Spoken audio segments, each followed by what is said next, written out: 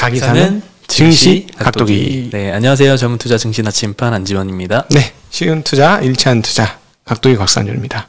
저는 오늘 현금을 또 한층 더 마련하는 포지션 조정을 진행하였습니다.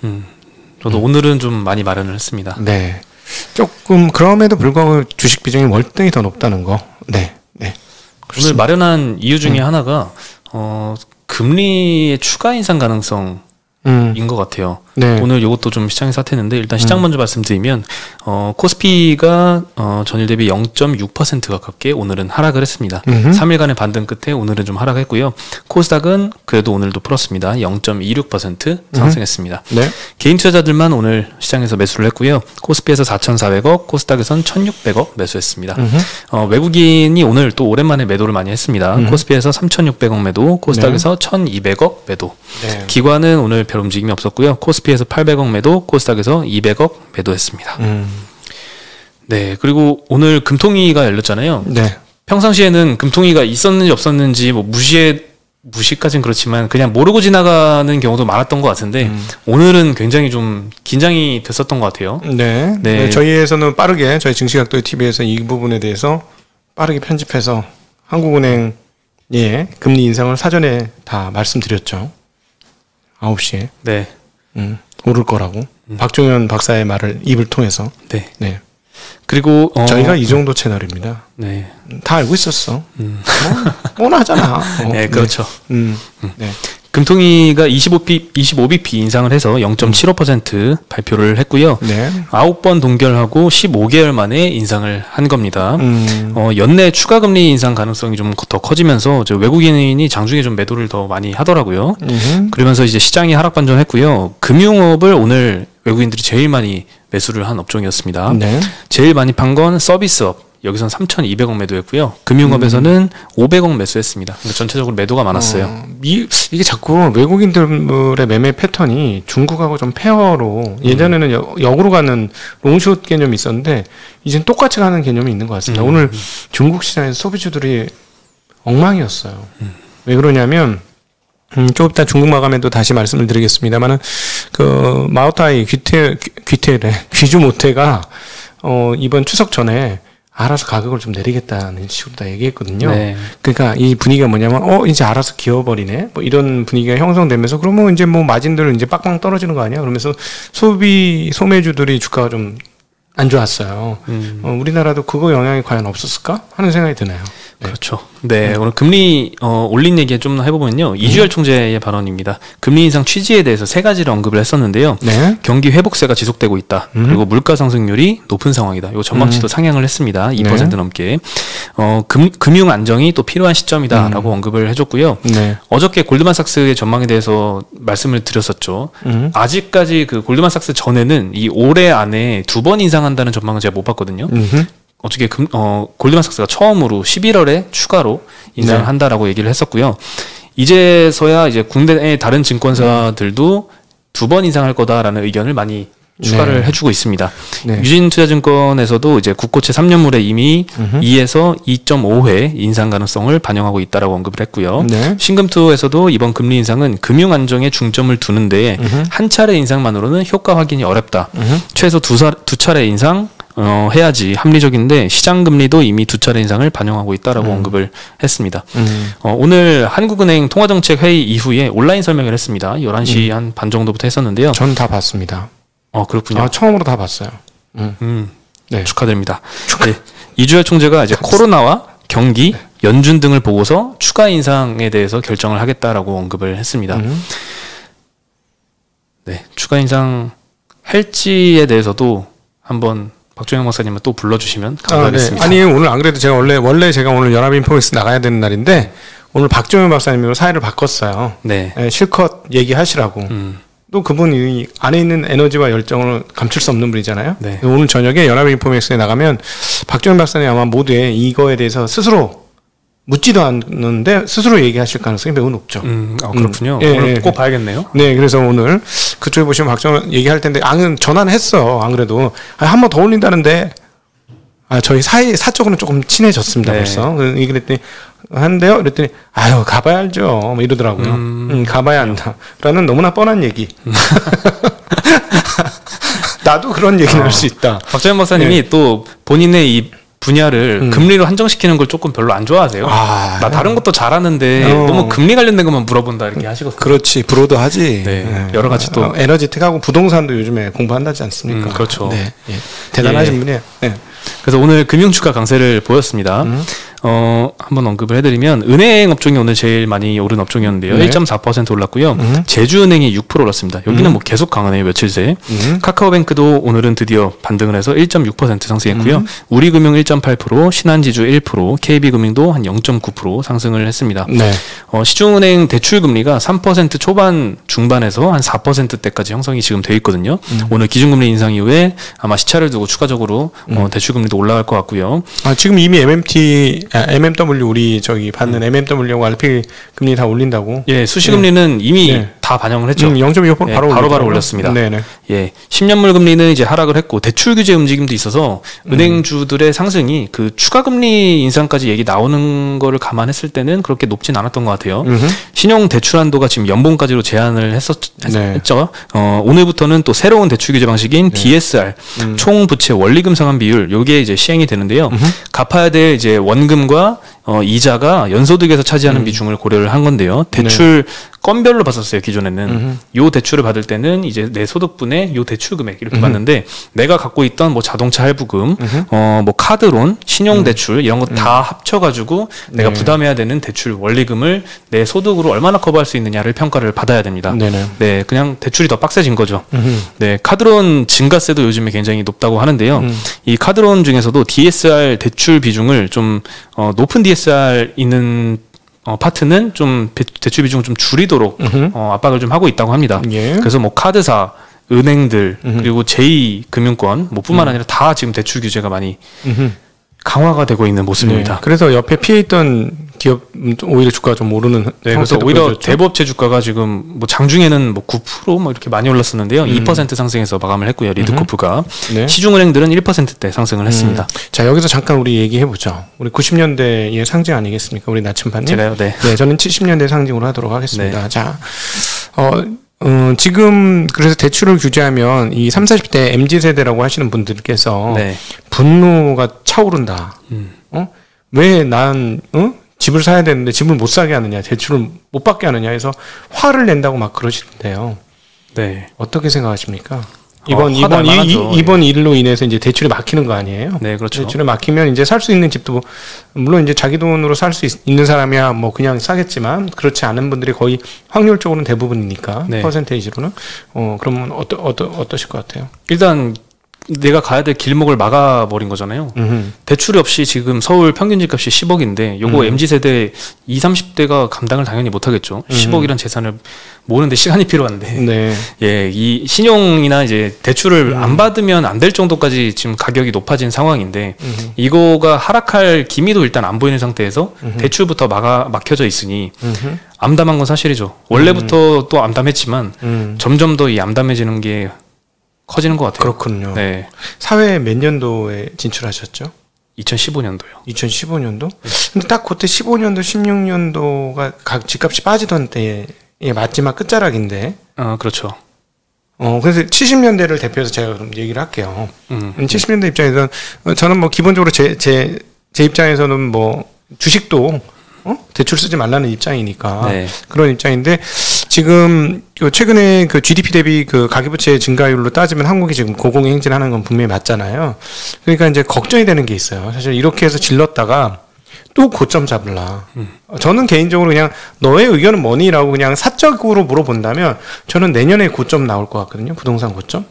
그럼 오늘 사서 내년에 고점 보고 그럼 행복할 것이냐라는 거죠. 그 박종일 박사님 얘기하고 똑같아요.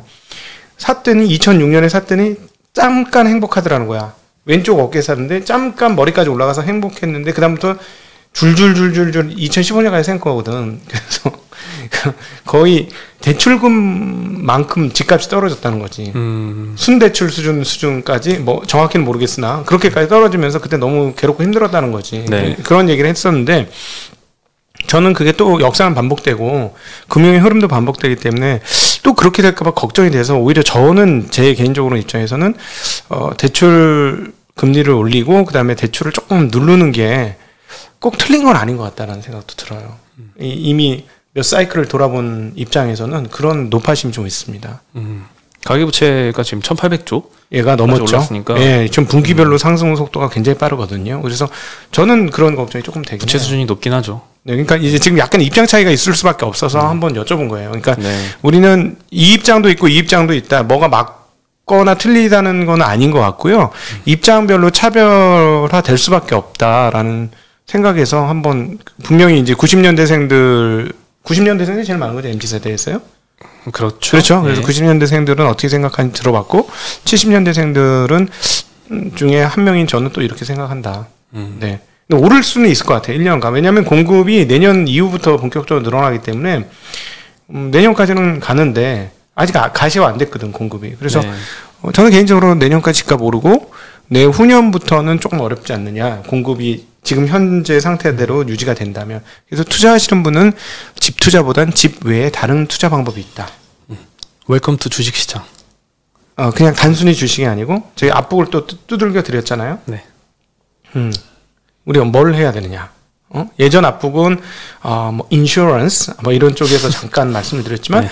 이제는 컨스트럭처 뭐 이런 쪽에서 조금 앞북을 좀 두들겨 드렸죠, 최근에.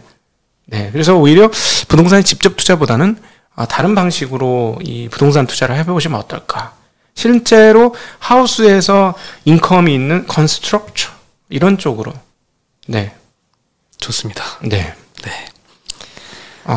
외국어를 네, 쓴 걸 좀 양해를 부탁드립니다. 네. 이 이유는 어쩔 수 없습니다. 네. 네. 오늘 업종 하락률 1위를 보면요. 서비스업이었습니다. 그 중에서도 NC소프트가 마이너스 15%, 넷마블이 마이너스 7% 기록했는데요. 망했어, NC소프트. 예, 블레이드 앤 소울 2 요 게임을 발표를 했습니다. 네. 발표하자마자 오늘 시장이 하락을 했습니다. 사전 예약은 국내 최다 기록 달성을 했었거든요. 746만 명이 참여를 했는데요. 사실 기대감에 주가가 이때까지 막 올랐다가 발표하니까 재료 소멸로 떨어졌다면 뭐 이해는 할 것 같아요. 근데 그러기에는 너무 크지. 한 번 떨어져 또 이렇게 많이 떨어졌으니까. 그렇죠. 이미 좀 많이 떨어졌거든요. 예, 예. 기대감 뭐 없었어요. 근데 기대감은 다 반영됐다고 치고 또 이건 아니지. 이거는 호재 소멸로 하락했다고 보기엔 너무 많이 떨어졌어. 네. 이거는. 근데 뭐 게임을 저는 안 해봤지만 해본 지인들 말에 따르면 어저께 한 2시간 해봤는데 너무 실망스러웠다는 의견을 제가 들었고 실제로 그 구글 플레이스토어 평점을 보면 5점 만점에 2점대입니다. 예. 그러니까 문제네. 많은 분들이 이런 의견을 갖고 있다는 거겠죠. 망작이네. 그렇게 얘기할 수는 또 없죠. 많은 개발자분들이 피땀인데 나 망작이라고 하는 건 좀 너무했고요. NC소프트에서 저희 그냥 개인 유튜브일 뿐입니다. 저희 소송 걸 부르지 마세요. 네. 아니 별점이 망작이라고. 별점이 2개 망작. 네. 예, 이용자들의 좀 기대치를 충족시켜주지는 못한 건 사실인 것 같습니다. 그것 때문에 주가가 하락했고요. 저는 게임이랑 리니지의 리을자도 몰라.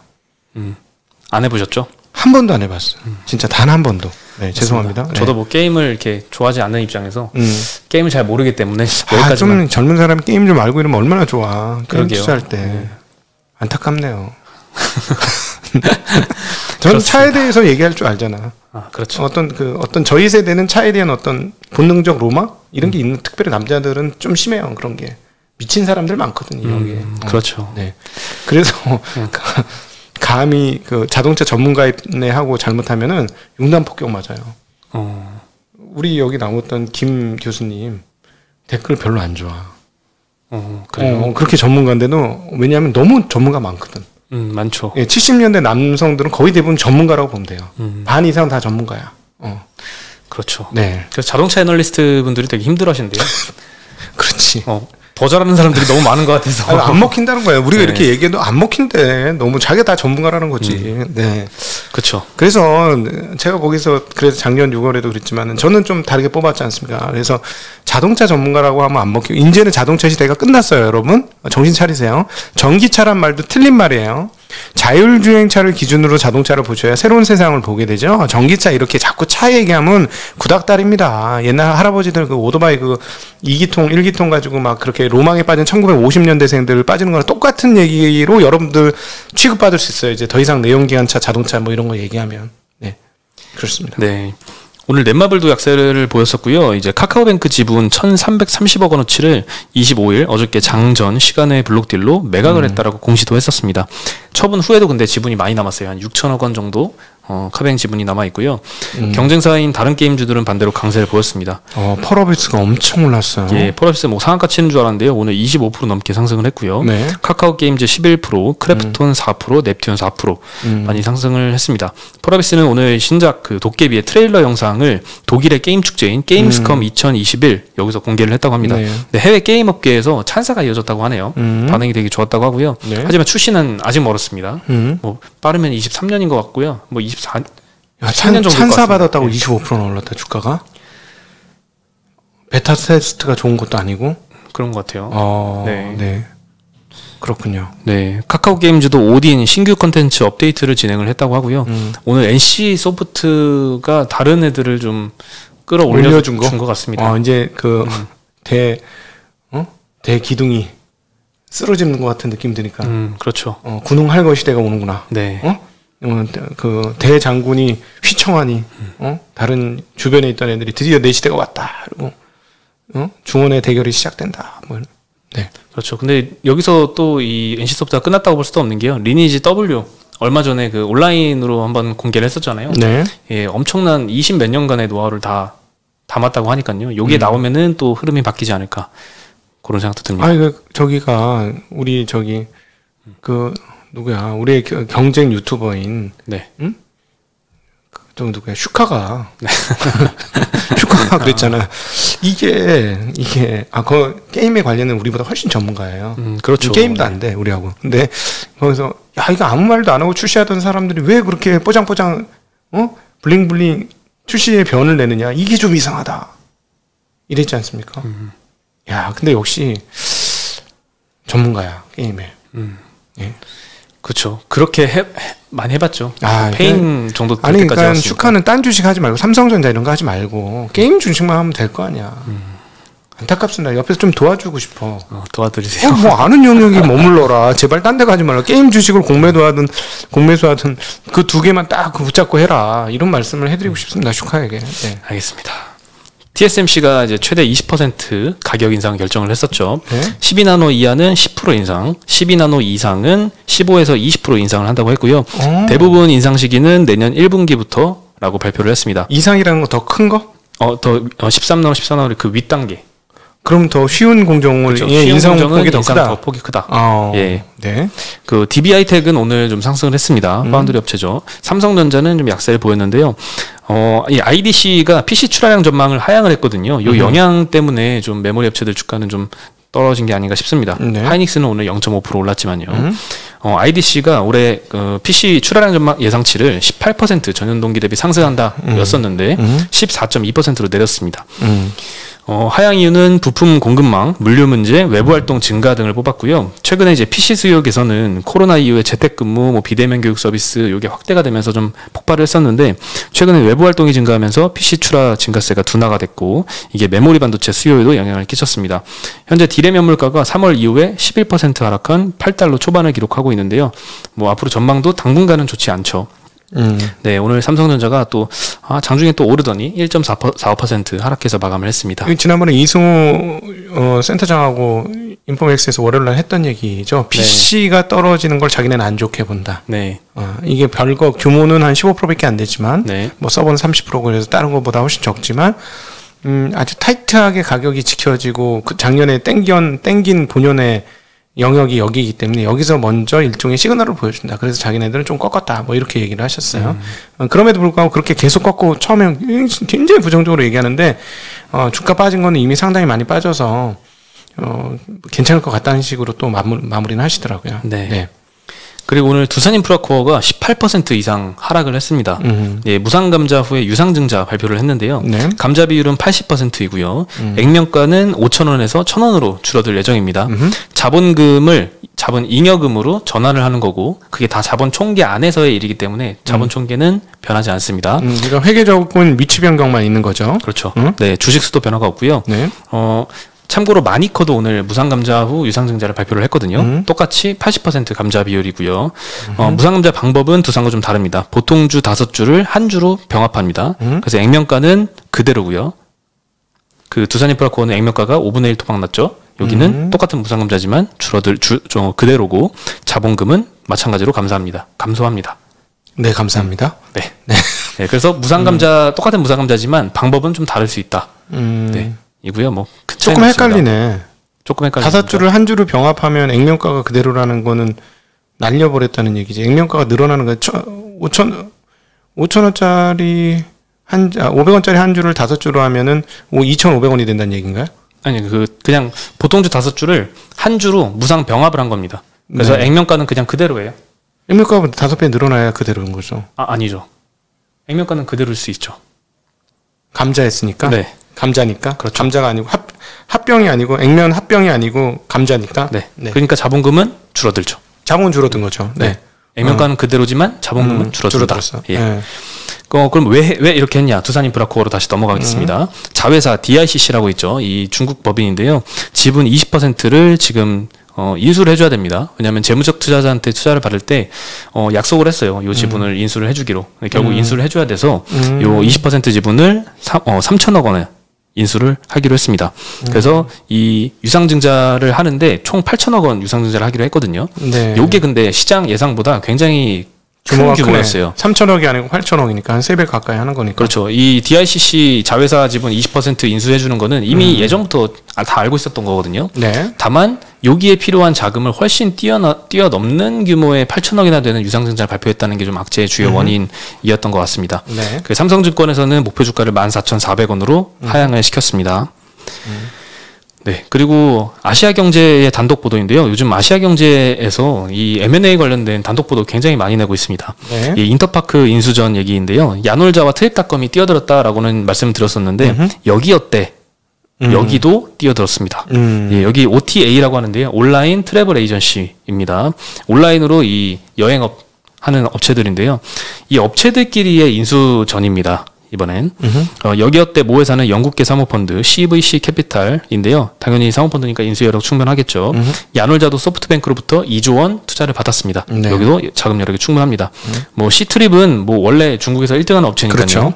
네, 그리고 이 매각 대상 지분은 인터파크 최대 주주 지분인 27.7%와 특수관계인 지분을 합쳐서 한 28.4% 정도 된다고 하고요. 시장 가치로 보면 2천억대 초반 정도입니다. 네, 그리고 카카오페이가 다음 주쯤에는 공모가 밴드를 한 5에서 10% 낮춰서 정정 신고서를 제출할 예정이라고 합니다. 네. 기존 밴드 상단이 한 96,000원이었는데요. 91,000원 정도 수준으로 아마 낮춰질 것 같습니다. 네. 앞서서 이제 SD 바이오센서, 크래프톤 이 두 업체도 금감원의 정정 요구를 받고 정정 신고서를 이 공모가 밴드를 낮춰서 다시 냈는데요. 네. 그때 이제 SD 바이오센스가 35% 정도 낮췄고요. 크래프톤이 12% 정도 낮췄거든요. 요거에 비하면은 한 5%에서 10%면 인하 폭은 낮습니다. 근데 예전에 한번 이미 공모가 밴드를 한번 낮췄었거든요. 네. 그래서 이미 낮춘 경력이 있기 때문에 네, 또 한 차례의 조정입니다. 이번 카카오페이의 공모 규모는 한 1조 원 정도로 예상이 되고요. 예상 시가총액은 한 10조 원 내외일 것 같습니다. 네. 야, 카카오페이가 하면 카카오페이야, 카카오뱅크야 막 헷갈리겠는데? 네. 카카오뱅크가 40조인데 카카오뱅크는 이제 뭐 은행주냐 플랫폼이냐 뭐 논란이 있는데 카카오페이는 누가 봐도 다 플랫폼이라고 생각을 할 거잖아요. 네. 근데 10조면 되게 싸다 이렇게 생각을 할 수도 있을 것 같아요. 시장에서. 네, 인기가 굉장히 치열할 것 같긴 합니다. 네. 저는 카카오뱅크인 줄 알고 페이를 누르고 페이인 줄 알고 뱅크를 누르고 그러던데. 그게 무슨 말씀이시죠? 앱이 같은 자리에 있어가지고. 앱이요? 둘 다 비슷한 노란색이라. 네. 그렇군요. 알겠습니다. 내일 잭슨홀 미팅 합니다. 미국 시간 기준이라서 뭐 내일 모레라고 해야 모레한테 모레죠. 한국에 이제 반영되는 건 모레 새벽에. 네. 맞습니다. 월가에서는 이제 별 내용 없을 거다라는 전망이 많고요. 오히려 9월 3일에 발표될 8월 비농업 고용 지표에 주목을 해야 된다는 언급이 좀 많은 것 같습니다. 최근에 3개월 동안 비농업 부분 평균 신규 고용이 83만 명 이상을 달성을 했습니다. 요 80만 명을 기준으로 본다면 지금 이 8월 고용 지수도 80만 명이 넘으면 이제 뭐 상당한 추가 진전으로 볼 수 있겠죠. 그래서 네. 테이퍼링 시그널이 좀 분명히 나올 것이다라는 우려가 있는 것 같습니다. 네. 네, 그래서 일부에서는 뭐 9월 달에 공식 발표를 할 것이다. 이런 의견도 내고 있거든요. 그래서 한번 8월 잭슨홀 미팅도 테이퍼링 관련된 발언이 나올지 주목해봐야겠지만 9월달 고용 지표가 훨씬 더 중요해 보인다라고 네. 할 수 있을 것 같습니다. 자, 마지막으로 아주 희망적인 소식인데요. 국민연금의 수익률이 엄청납니다. 상반기에 7.5% 달성을 했습니다. 작년에 9.7%였거든요. 상반기만에 7.5%면 굉장히 잘한 거죠.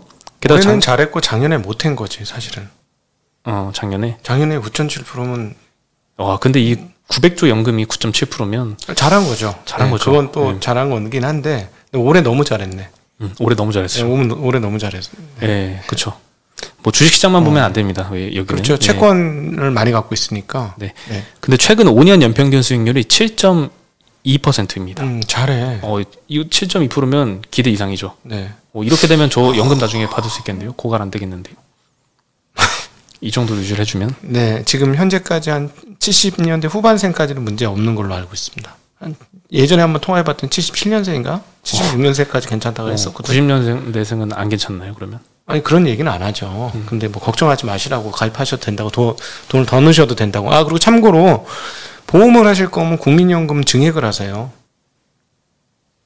그거 가능합니다. 증액하시는 게 그게 더 훨씬 좋습니다. 보험회사한테 미안하긴 합니다만 훨씬 뭐 있는 건 그대로 말씀드려야 되니까. 잘하잖아. 이 정도 잘하는 회사 거의 없어요. 그렇죠. 신기해. 우리나라는 진짜 신기한 게 의료 시스템, 그다음에 교통 시스템, 국민연금마저 공공과 민간이 이렇게 넘나드는 쪽에서 굉장히 잘하는 흐름들이 있어서 그 하이브리드가 아주 좋은 것 같아요. 이 좀 놀라운 수익률이긴 해. 이 7.5% 상반기 그러면 연환산이면 15%잖아. 설마 그렇게는 안 되겠지만 굉장히 잘한 거죠. 웬만한 액티브 펀드보다도 더 잘하는데 올해는. 예. 어제 저녁에 뉴스 보니까 출산율이 뭐 0.8명 이하로 떨어졌다고 뭐 이런 암울한 기사가 많이 나오더라고요. 그래서 어떡하나 싶은데 국민연금이 이렇게 그래도 수익률을 잘 내준다면 그래도 안 돼. 그래도 안 돼요. 너무 인구가 빨리 줄어서 안 돼. 안타깝습니다. 아니 근데 정부에서 보증을 하니까 정부에서 보증을 해줄 텐데요. 정부에서 보증해주면 채권 발행해서 보증을 해주니까 이게 오히려 그 통화 증발의 원인이 되겠죠. 이 국민연금 같은 경우는. 근데 잘하고는 있는데 인구 주는 게 너무 심각합니다. 예, 이거는 고쳐야 돼요. 어떤 식으로. 그렇죠. 어떤 그 인구 통계 관련 자료를 보니까 100년 후에 서울 인구를 보니까 240만 명 이렇게 나오더라고요. 지금이 한 1000만 명 조금 안 되잖아요. 그러니까 30년을 한 세대로 보시면은 지금 0.8명 놓으면은 다음 그러니까 지금 요 볼륨의 다음 세대는 그러니까 지금 0.8명이 낳는 이 세대가 애를 놓는 그 시점이 되면 인구가 절반을 줄는 거죠. 네. 그 세대는 절반을 줄는 거예요. 그렇습니다. 그리고 국민연금의 자산 배분 포트폴리오를 말씀드리면 지금 국내 채권이 제일 많습니다. 37.6%고요. 해외 주식이 25.8%, 국내 주식은 20.3%, 대체 투자가 10.4%, 해외 채권이 5.8%입니다. 네. 이거는 6월 말 기준으로 발표된 수치고요. 그리고 코로나 신규 확진자가 1,882명 나왔습니다. 네. 어저께 2,150명 정도가 나왔었죠. 네, 조금 줄어든 모습 발표됐고요. 그리고 존슨앤존슨에서 얀센 백신 추가 접종을 하면은 1차 접종과 비교했을 때 항체 수치가 9배나 증가했다라고 발표를 했습니다. 네네. 또 맞아라 얘기인 것 같아요. 얀센은 이제 다른 거와 다르게 한 번만 맞아도 이제 완전 접종인데 또 맞으라는 얘기인 것 같습니다. 그리고 좀 늘어졌던 스케줄이 조금 당겨진다는 설이 있어요. 전화를 다시 해봤더니 빨리 가도 된다. 그러니까 예전에는 뭐 6주, 4주 하다가 6주로 바뀌었잖아요. 이게 뭔가 조달이 좀 어려웠던 건지. 네. 근데 이제 3주 만에 또 될 수도 있다는 설이 지금 들리기 시작합니다. 그러니까 전화 한번 해보세요. 전화해보세요. 좀 빨리 가도 됩니까? 하면 빨리 오세요. 이러면 빨리 맞으시는 게 좋을 것 같아요. 지금도 저희도 주변에서 뭐 어디가 확진을 됐다 막 이런 뉴스가 막 들리는데 일단 맞으시면 기저질환이 없는 기준으로 맞으시면 뭐 예를 들어 통과해서 걸릴지라도 뭐 이렇게 그 생명에 지장이 있거나 이러진 않으니까 치명적이진 않으니까 빨리 맞으시면 좋을 것 같습니다. 네. 그리고 골드만삭스에서는 9월 7일부터 모든 직원과 고객들까지 백신을 접종해야만 건물 출입이 가능하다라고 발표를 했습니다. 네. 나중에 이런 회사들이 더 많아질 수도 있을 것 같아요. 회사뿐만 아니라 여러 뭐 시설들이나 기관들까지도 네. 백신 접종 안 하면 못 들어가게 이런 것들이 좀 많이 생길 수도 있을 것 같습니다. 뭐 우리는 저렇게 안 해도 맞춤만 주면 다 맞을 것 같은 분위기. 지금 좀 그렇죠 분위기는. 네. 네. 오늘 소식은 여기까지입니다. 오늘도 네. 되게 길게 했네요. 예, 네. 만만치 않습니다. 그래서 저희는 현금 비중을 조금 더 늘렸습니다. 그래서 어떻게 될지 모르지만 워낙 현금 비중이 그때 떨어지는 과정에서 줄었기 때문에 그걸 원상 복귀시켰다. 이렇게 보시면 될 것 같고, 그리고 이제 그 위험 감내도에 따라서 현금 보유 비중을 항상 들고 가는 건 나쁘시진 않은 것 같습니다. 네. 그럼 저희는 여기서 인사드리겠습니다. 안녕.